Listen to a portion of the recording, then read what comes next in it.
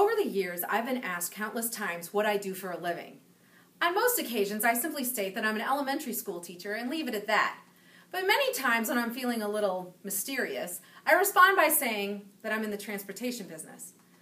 Most people assume that I'm a travel agent or a flight attendant, but for those who inquire further, I tell them that I am in the business of transporting kids from one level of learning to another. That my classroom is like a vehicle for education and life lessons. I've always been committed to not only teaching academics to my students to shape their future, but to doing something I find equally, if not more important, to teach students from the inside out. I feel the need to take every opportunity to mold their character and to put them through experiences that will strengthen and broaden their views of the world around them. My desire is for my students to see the world from different perspectives, to feel with a compassionate heart and an understanding mind.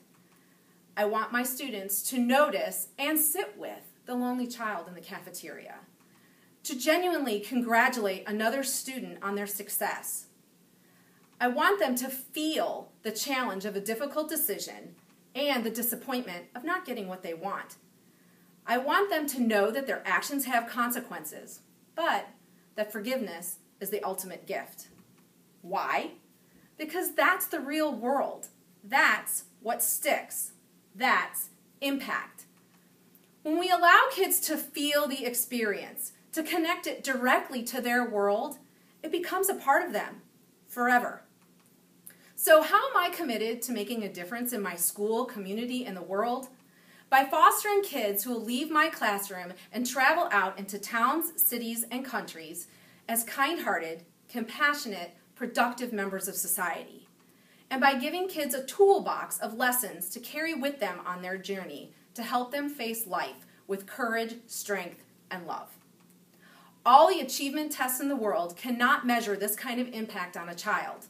However, the world has an interesting way of showing us that we've made a difference, even when we're not sure we have.